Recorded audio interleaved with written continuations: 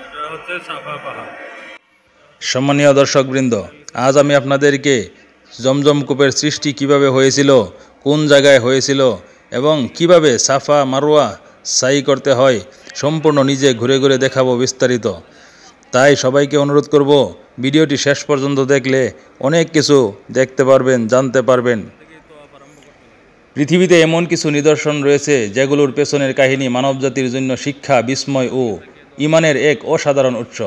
তেমনি একটি অলৌকিক নিদর্শন হলো জমজম কূপ এবং তার সঙ্গে জড়িত সাফা ও মারওয়ার ঐতিহাসিক ঘটনা।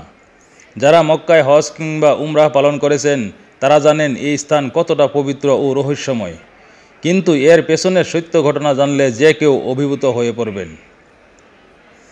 ইসলামী বর্ণনা অনুযায়ী আজ থেকে প্রায় 4000 বছর আগে আল্লাহর নির্দেশে নবী ইব্রাহিম আলাইসাল্লাম তার স্ত্রী হাজার আলাইসাল্লাম এবং পুত্র নবজাতক ইসমাইল আলাইসাল্লামকে নির্জন মরুভূমিতে আজকের মক্কার স্থানে ছেড়ে আসেন। সে সময় সেখানে কোনো মানুষ ছিল না খাবার কিংবা পানি। শিশু ইসমাইল আলাইসাল্লামের তৃষ্ণায় যখন হাজার আলাইসাল্লাম ছুটতে লাগলেন পাহাড়ের দুদিকে, একবার সাফা আবার মারওয়া, তখন 7 বার এমন দৌড়ের শেষে আল্লাহর রহমতে মাটির নিচ থেকে প্রস্ফুটিত হয় পবিত্র জমজম কূপ। জিবরাইল আলাইসাল্লাম তার পায়ের আঘাতে অথবা নবী ইসমাইল আলাইসাল্লামের গোড়ালির ঘর্ষণে জমিন থেকে পানি ফোয়ারার মতো বেরিয়ে আসে। পানি দেখে হাজার আলাইসাল্লাম বলেছিলেন জম জম, যার অর্থ থেমে যাও, থেমে যাও। এখান থেকেই এই কূপের নামকরণ হয় জমজম। এই অলৌকিক পানি শুধু ইসমাইল আলাইসাল্লামের জীবন রক্ষা করেনি, বরং ভবিষ্যতে গোটা মক্কার জনপদ গড়ে ওঠে এক কূপের চারপাশে। এখন কথা হলো, কবে সৃষ্টি হয়েছিল এই কূপ? ইতিহাসবিদদের মতে জমজম কূপের সৃষ্টি খ্রিস্টপূর্ব আনুমানিক 1820 সালের আশপাশে, অর্থাৎ প্রায় 4000 বছর আগে হয়েছিল।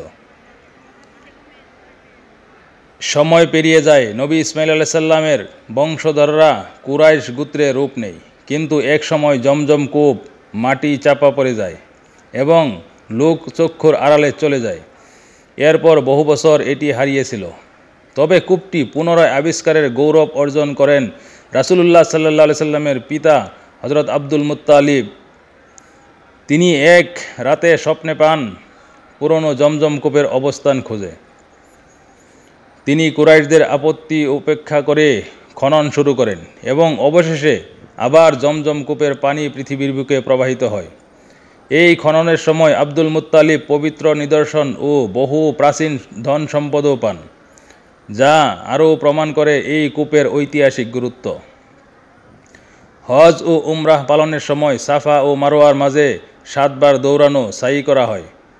হাজার আলাইসাল্লামের এই বিশ্বাস ও ধৈর্যের প্রতীক স্বরূপ পবিত্র কোরআনে সূরা আল বাকারা আয়াত 158-তে আল্লাহ বলেন, নিশ্চয় সাফা ও মারওয়া আল্লাহর নিদর্শন সমূহের অন্তর্ভুক্ত।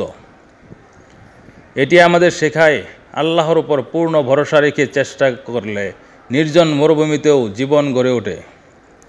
এই ঐতিহাসিক কাহিনী শুধু মুসলমানদের হৃদয় নাড়া দেয় না, বরং প্রতিটি মানুষকে শেখায় বিশ্বাস, ত্যাগ, ধৈর্য ও আল্লাহর কুদরতের নিদর্শন।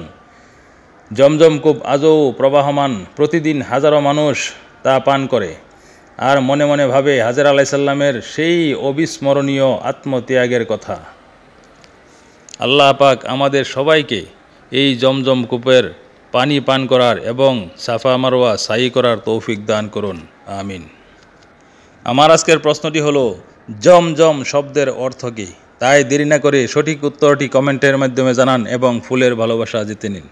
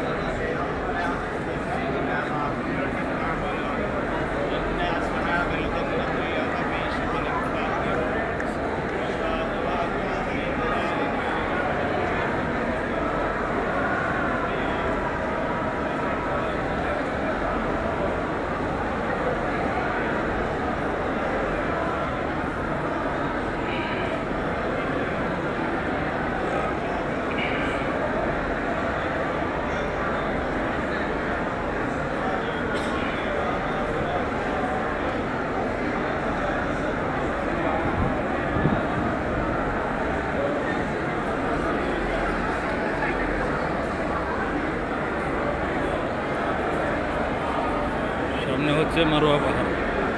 এখন মারোয়া পাহাড়ে উঠছি।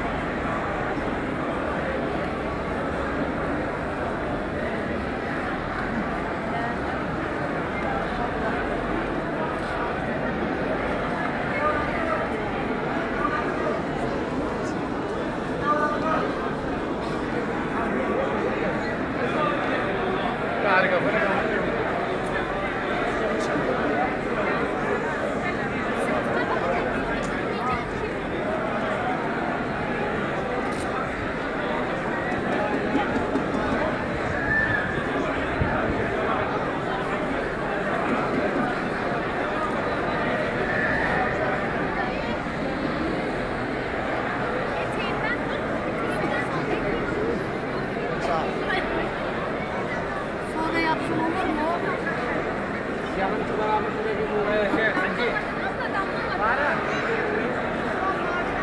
এটা হচ্ছে মারোয়া পাহাড়।